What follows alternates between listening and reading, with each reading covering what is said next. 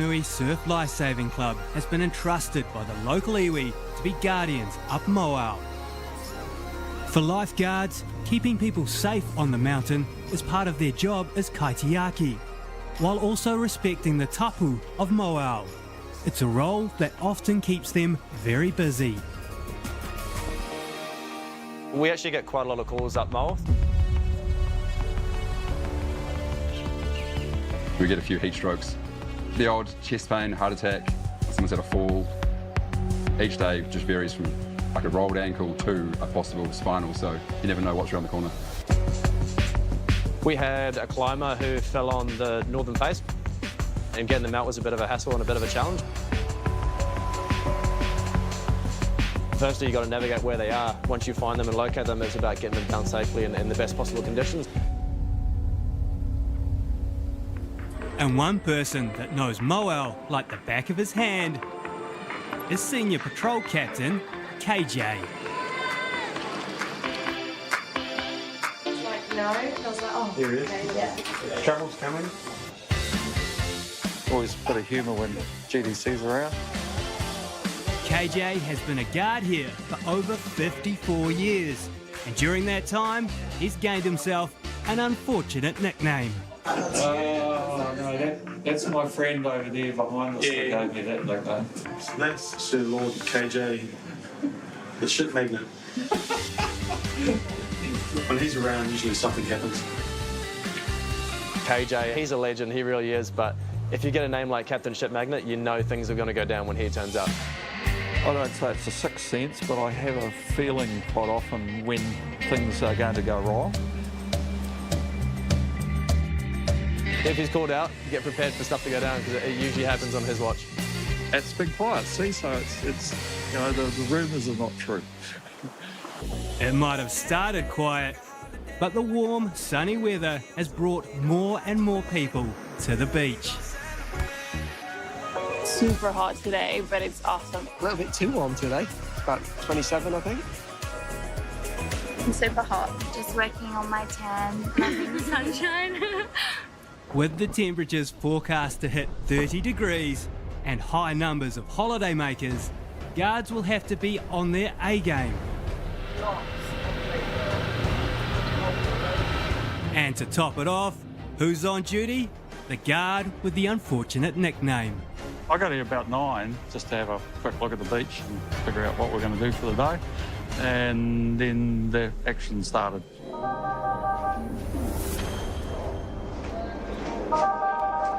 Yeah, Mount Lifeguard Service has been the key. The lady's fallen over and looks like she's broken her wrist on the mount. Okay, can you tell me where she is? I'd love $1 for every time we've got here and we've had an incident before patrol. So it does put a little bit of pressure on us. Lifeguards don't officially start patrol until 10 a.m, so this morning they are scrambling. Ambulance, please.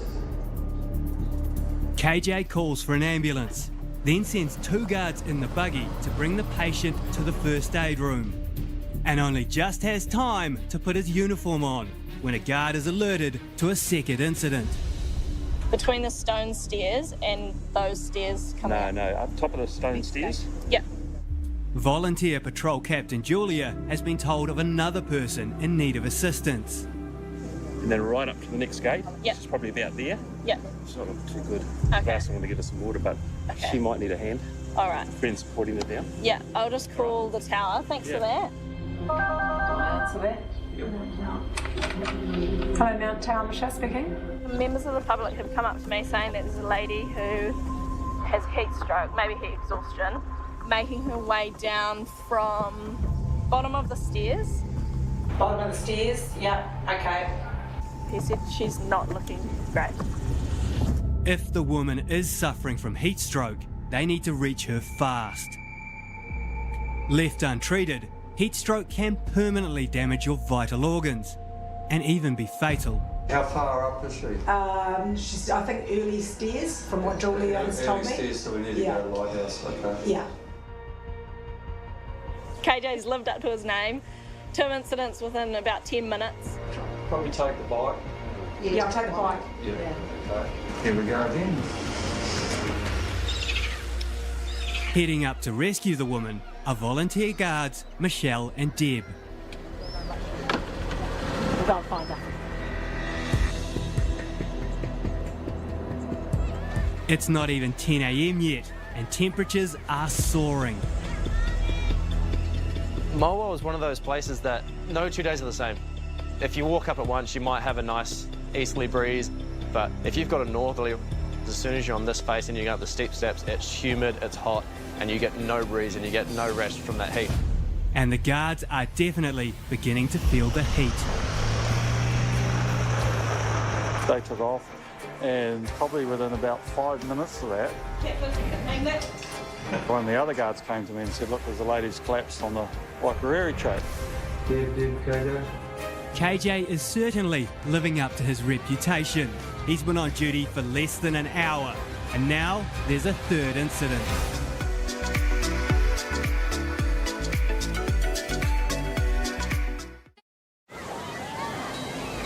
It's shaping up to be a busy day for the Mount Lifeguard Service, with 3 medical call-outs atop Mule. I think this is just bruised though. The ambulance has arrived for the first incident, but a third incident of a patient reported to have lost consciousness up Mule, as KJ thinking on his feet. Sounds like we've got another one. Might be a little more serious. This one doesn't. How serious? Not bad. It's like a busted wrist. Busted wrist.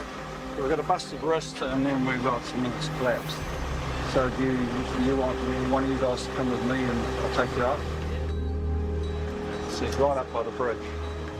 A second ambulance is called for the wrist injury, and KJ loads up the truck, along with guard Quinn and the ambulance officers. Collapse is a broad term. Could be anything from fainting to rolling an ankle to a cardiac arrest. But the first step is locating the patient. And with the trip to the summit being a 1.3 kilometre drive, Mule has its own challenges to navigate. Okay, so leave it unlocked.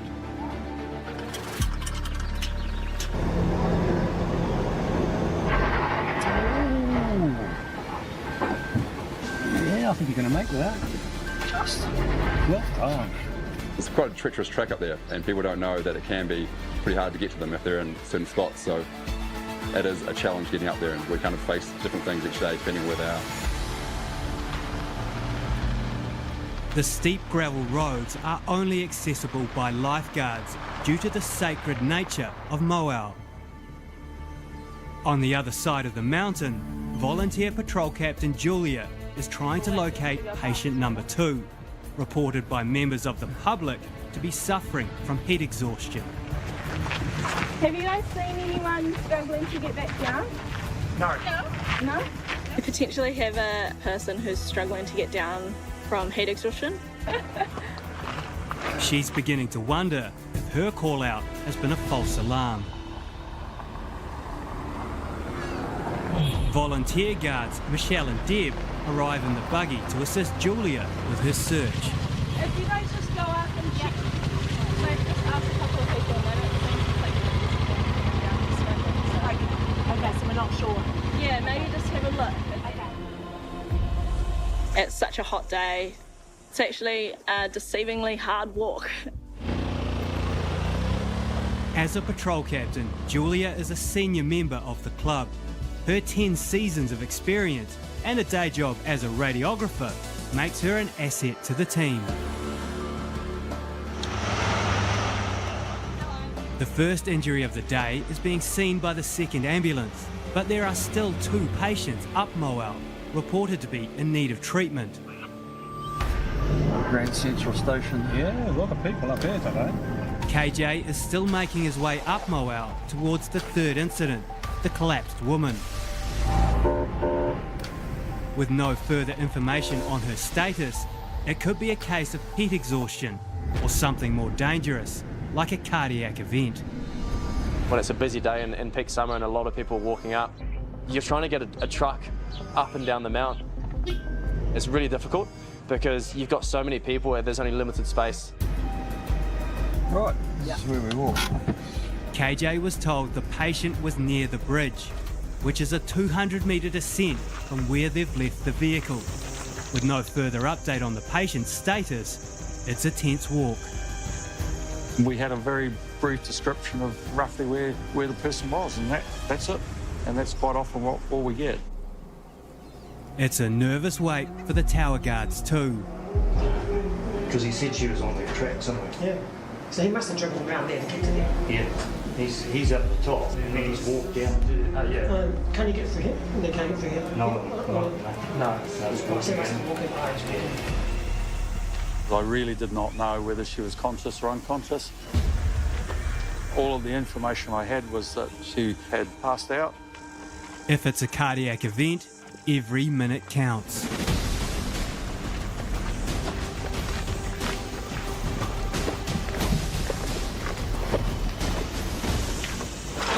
Navigational wise up Moa is quite hard. I mean, you've got so many members of public coming in saying, oh, they're at this point,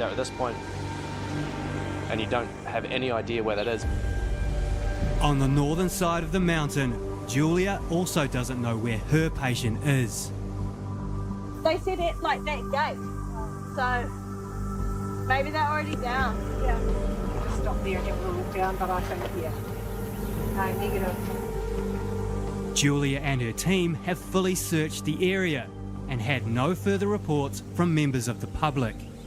It's likely that she could have just walked down herself with the help of the people that were with her.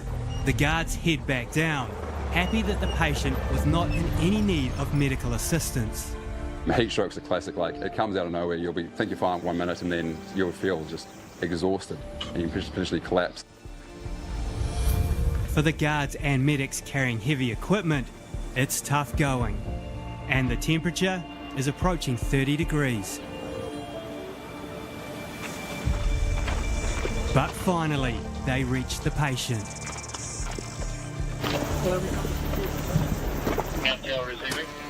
Yeah, we've just got to the patient now. We're about halfway down the area, not at the bridge. She had family members with her, and there's a member of the public still there. She was conscious at this stage.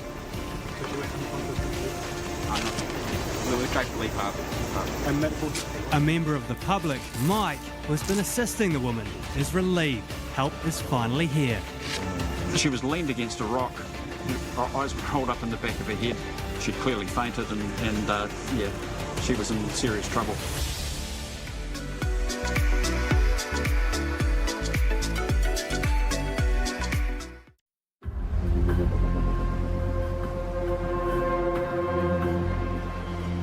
Halfway up Moal, Patrol Captain KJ is assisting a collapsed patient.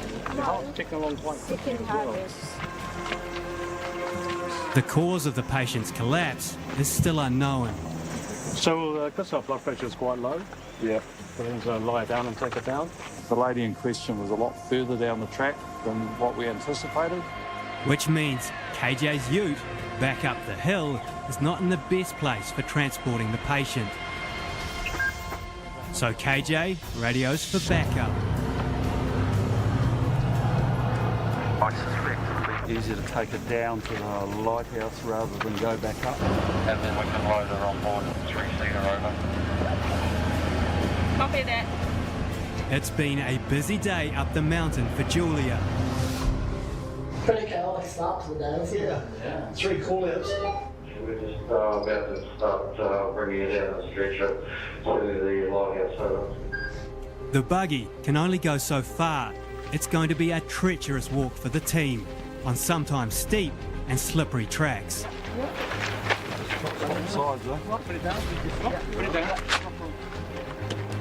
Getting them back down can be a bit of a hassle if you're at the top of Moa and you've got a full descent in front of you.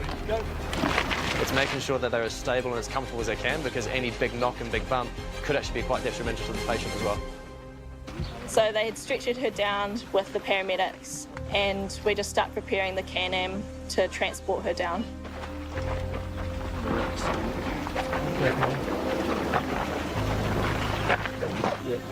All good. All right. Yeah, I'll see you back. Nice to see you again. Yeah. Sweet. Okay. Julia drives with extreme caution. One wrong move could be disastrous. On arrival at the club, the woman's condition is stable. The paramedics will get her to the hospital for further assessment. That was very efficient, very impressive for a Saturday morning. Nice to see them in action, firsthand, and I've got a great deal of respect for them. Absolutely, yeah. A later update confirmed the patient made a full recovery. That's probably it for the day now.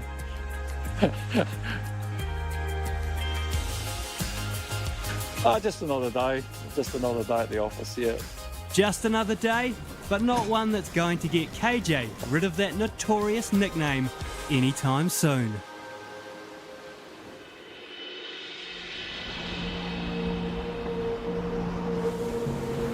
A change in the weather is all it takes to completely change the vibe at the Mount. Certainly quieter this morning than it was yesterday afternoon. You have to be prepared for everything. There's no 2 days the same. Every day is different. Overcast days might mean less people on the beaches.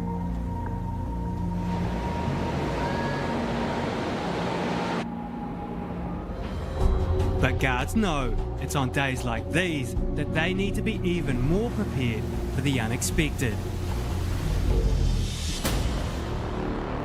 We see it sitting in the distance and it's traumatizing, really. If it did fall from the sky, which we just don't know, it may have hit the Dotterels and it would have been a tragic loss to the community.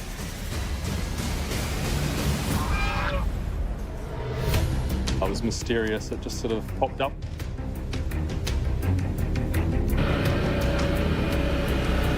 We're gonna have to deal with that couch, aren't we? How it got there, nobody knows. I mean, yes, we are. But one thing is for sure, something has to be done about it. It was last year and we literally saw a couch like that. Just weird to see another couch again, so must be a ritual. We're meant to have surf on Wednesday. What if we make you have to surf the couch? It's one of your better ideas today, and that's saying nothing. Zach started as a lifeguard last season and made an immediate impact.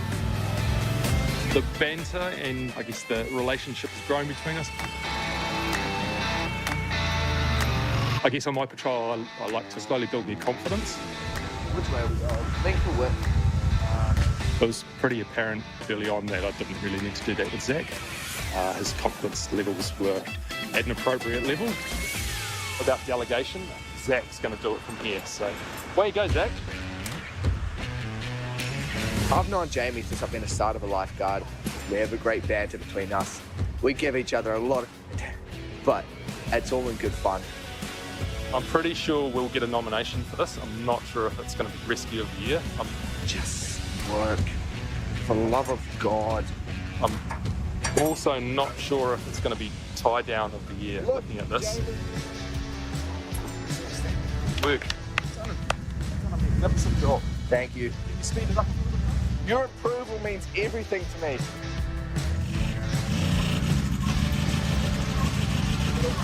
While strapping a sofa to a trailer might not have been in Schnib's training, so far, so good. 3, 2, 1. You guys want a couch? From collecting the couch, which was a big endeavour. We went to a lot of effort to get that couch and to remove it just to keep the public completely safe because it posed a large danger. The couch might not have been dangerous, but it was definitely breaking some laws.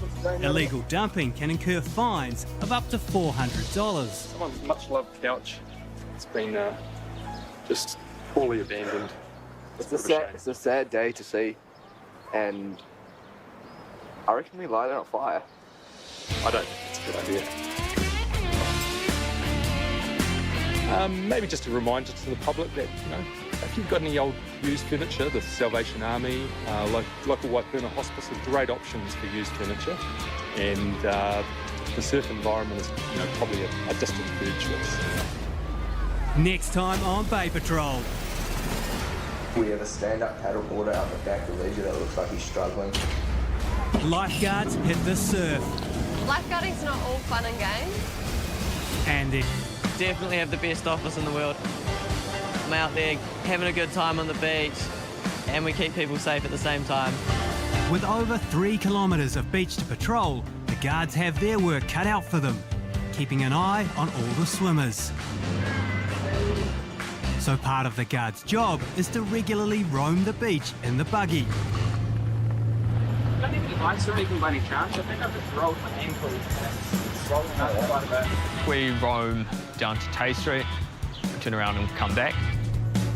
And you just basically stop and check the rips, making sure that you've constantly got eyes on the water to make sure everyone's in safe hands. No problem with that. It's all primo. And today, head lifeguard John is on roam. I'm a lifeguard from Cornwall in England. This is my 4th summer lifeguarding in New Zealand. John has a bit of a reputation around the club. Pretty much like Did you? chucked it Nice. hard. He is probably one of the most relaxed. Relaxed? Pretty relaxed. He is the most calm dude I've ever met, and that is the reason our patrol, I reckon, works so well. Don't let his cool, calm, collected manner fool you. He has a wealth of knowledge, and you know that from just talking to him. He once won a medal for saving a fisherman's life, but he'll probably play that down. So we resussed him and we got a nice little award for that. Halfway between the Mount Tower and Tay Street, a group of frantic beachgoers wave John down. Where are you going? What's happened? He's just had a seizure. Oh yeah. In the water. Got the ambulance on the way. Oh yeah. Cruised over to see what happened. It was a guy just had a seizure. He was just slumped on the floor.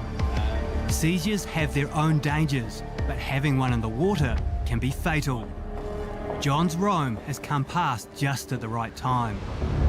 Sam and Schnibby with Surf Life-Saving Manager Chaz are on tower duty when John's call comes in. Number is receiving. Just look around, look back. The guy's had a seizure. Just go back round. I'm going to bring him back in the can. Copy that. Have you ever made the call to the ambulance? Over. Well, they already have. And I'm not sure. Yeah. Copy that. I'll get whoever the response ready. Now tower out. I hear a radio call that, Georgia, can you move to the first aid room as John's bringing a patient along the beach. Schnibby calls 111 to confirm the patient will be waiting for the ambulance at the tower. I love John A on the radio. He's just so calm, like. Yeah. Like real slow about it. Yeah. Just had a seizure. You need to be able to cope under the pressure when someone's critically injured, when someone's in a bad situation. So it's a really key thing to be able to be cool and calm under the pressure. Can I please have the ambulance? The patient has been brought back to the Mount Maunganui Surf Club. John prepares to transport the patient back to the tower to meet the ambulance, but judging by his condition, it might not be a simple task. Seizures can be pretty scary, you don't know what causes them, so we'll have to assess the patient when he gets here and find out. Could be anything. Despite the urgency, health and safety rules need to be followed. And the last thing John needs is to cause further head trauma to his patient. We always try and get the helmets on if we're transporting people. Better to be safe than sorry. You all good? Soft feeling too. Nah.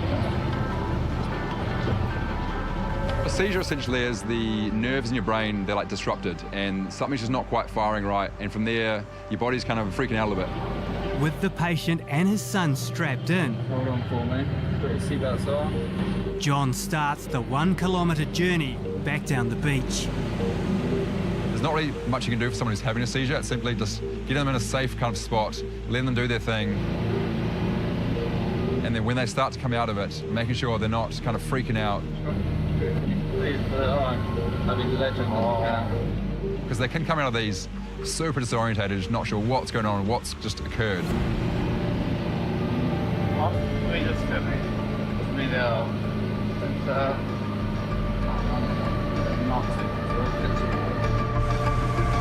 That's interesting. Yeah, it's probably about the 6th seizure in the last maybe 3 weeks. Really? I've never seen someone with a seizure.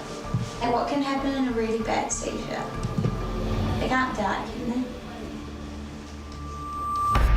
they? Seizures can be a fatal medical condition. Like, if it happens in the wrong place at the wrong time, they can put themselves in some serious danger.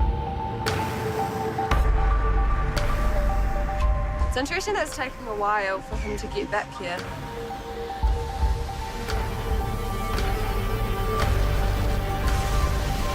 Not even halfway back to the tower, John is forced to make an emergency stop. Hold on.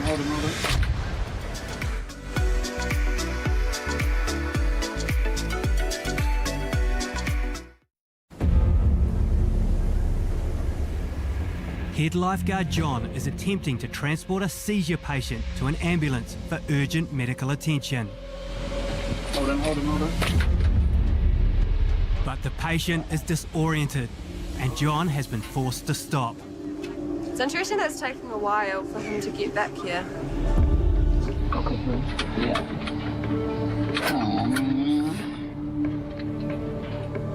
Back in the buggy, John has another go. With first aids that you're not sure exactly what's going on, you've just got to treat it worst case. Now run, this is now base, over. Go ahead, over.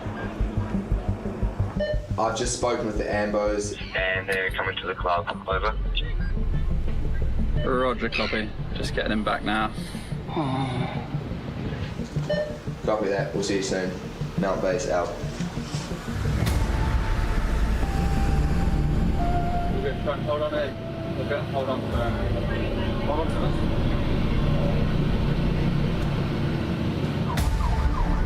Ambo's just coming down the road now. Perfect. I'll meet them in the car park.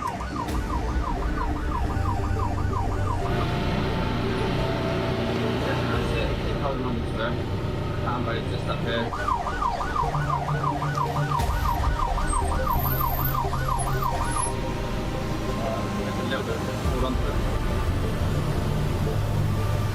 It's been a long journey to get the patient safely off the beach. Have they radioed anything about his condition? Not at all, no. And thankfully, the ambulance officers have arrived just in time. Hey, buddy. Hey, mate, this is...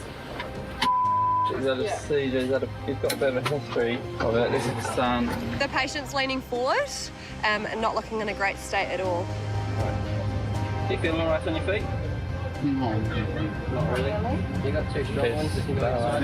Yes. You get scary?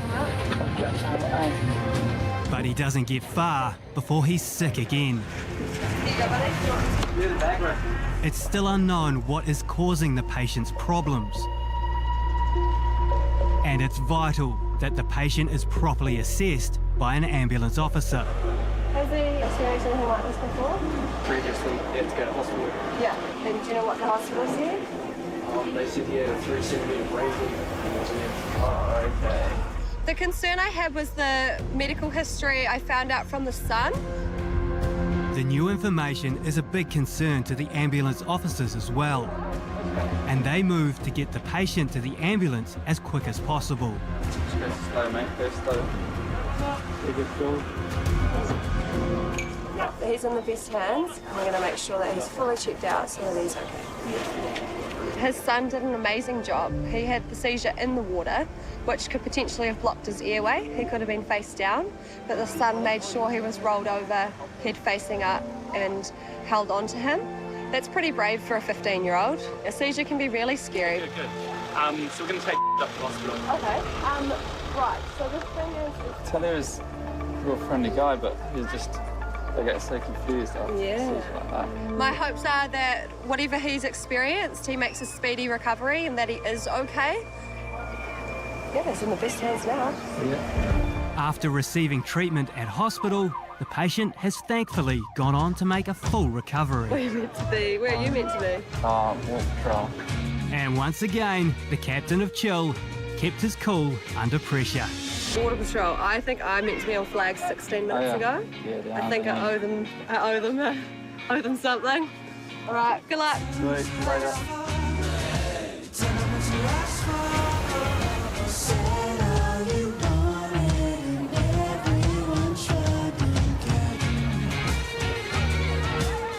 Being on flag patrol means keeping a very close eye on swimmers within the flags. But our guards keep an eye out for people in danger outside the flags too. I was going to keep watching them. Motariki Island is often referred to as Leisure Island, after a former aquapark from the 80s.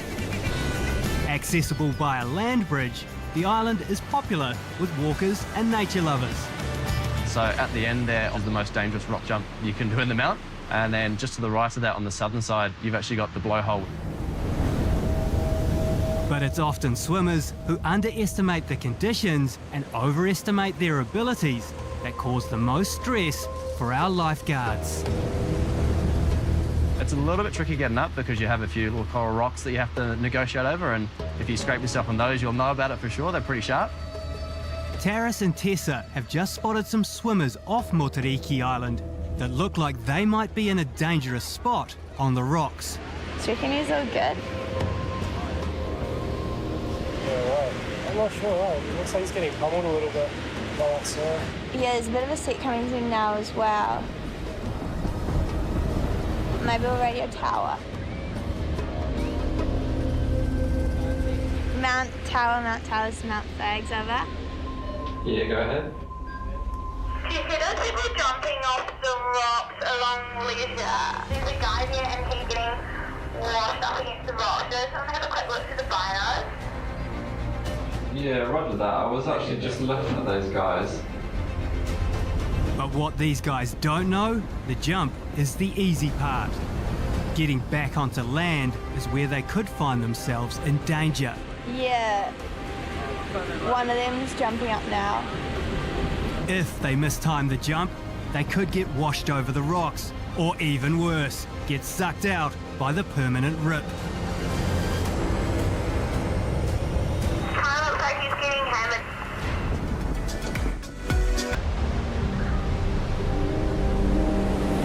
While on duty, Tessa has spotted some swimmers in potential danger. There's a guy there and he's getting washed up against the rocks. So someone have a quick look through the binos. Yeah, roger that. I was actually just looking at those guys.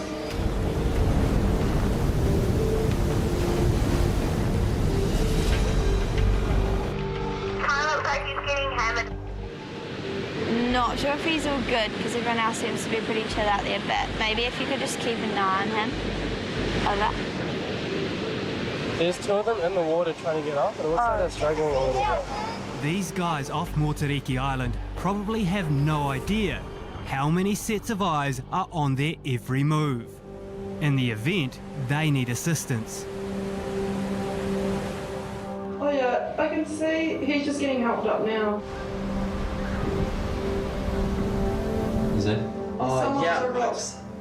On the rocks, giving a hand to the dude. It seems like they're climbing back up on the rocks now, so it's good.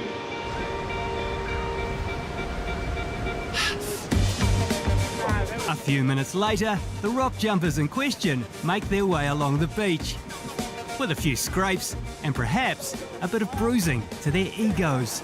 We thought it looked safe and decided to jump off, and then the waves came in. Yeah, hit us a bit harder than we thought. Just the front, hands and legs and so. I think it's that classic, like, young males, they get the odd one who's a bit too confident and will often just do something a bit silly and get themselves in a bit of strife. I'd say, like, just have a cold shower and just wash off the blood, but there's probably not a point in putting anything on it. It's not, like, really deep. End of the day, if people are doing silly stuff, then we'll try and put a stop to it and try and minimise the risks themselves. It's not too bad, just a little bit of superficial grazing. Take a cold shower, toughen up, and that'll be sweet. And it's not too long before Tessa has her eyes on another group. Tower from the back. Lags, this is Tower suiting you over. I'm going to just keep an eye on the two snorkelers along with it. We can't really see them, they're kind of behind a rock. Like, I'd say maybe 3/4 of the way out. It's a notorious area for rips, and surging waves can catch inexperienced snorkelers off guard. They don't seem to be in any danger right now, but guards regularly patrol the water in the IRB as part of their preventative action plan. There is some people sort of starting to spread. Head lifeguard John decides it's worth checking the snorkelers out, and Dodzy and Schnibby are rostered on response. So you're in response. 17-year-old Schnibby doesn't yet have his IRB licence, Zach's gonna be fizzing. but loves any chance to get out as a crew person. Oh, there he is. Look at him. He's gonna be stoked. Schnibby, we're going on the boat. With the young ones and the inexperienced groms, it's always nice that they are keen. Schnibby's a perfect example of that. He jumps at the bit to do every little thing he can.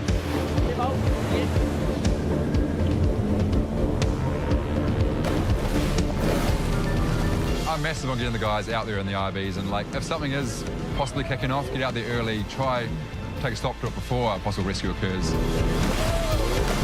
They head to the area where the snorkelers were last spotted.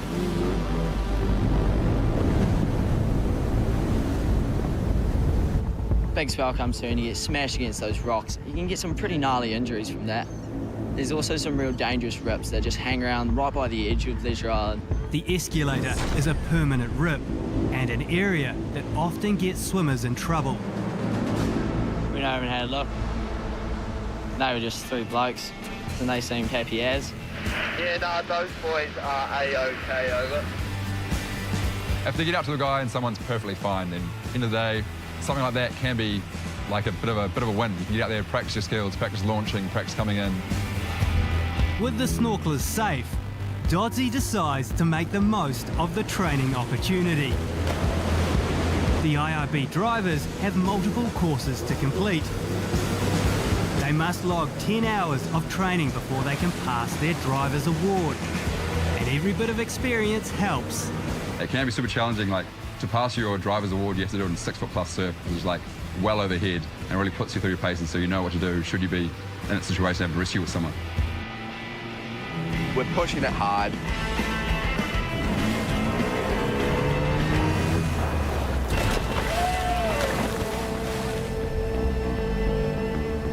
Slightly mistimed. I missed the handle. I hit the boat and I just bounced. He came down almost in mid-air, hit the floorboard of the boat and then just kind of threw himself out. Waves are unpredictable. Getting the timing wrong, even with an experienced driver, can mean the crew person pays the price. It's Zach's first year and he's doing extremely well for a grom. He's absolutely frothing. Zach's well on his way to learning the ropes and climbing the ranks. End of the day, it is all training. It's big surf, that's where most of our rescues happen. It might have been a good training experience, but that doesn't mean there won't be payback. We got about 2.5 hours to get revenge on him. Don't know how that's going to work though. We could get Luke call and be like, what's the best way to dodge you? The boys are in need of a good prank idea, and Dodzy's phone is a sitting duck for a classic duct tape stitch-up. If you wrap it up on a load of duct tape, that'd be a good one. Prank's just a bit of character building, making everyone better, more onto it. Yeah, there we go. It's really a win-win. I mean, he gets a nice new case for his phone. Ready? Another one. Can you reach it? Or you have to like stand on top? I need the tape now. that. All right, it's good to see them getting back at Tom. Obviously, Tom's one of the older boys here. See the young ones having a go.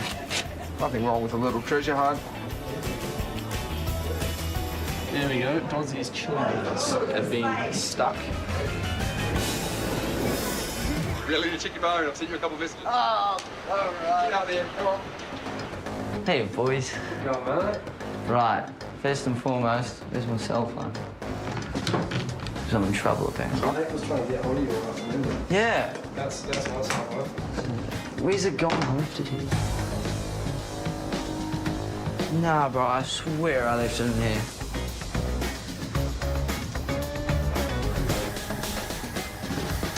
No way! How am I gonna undo this?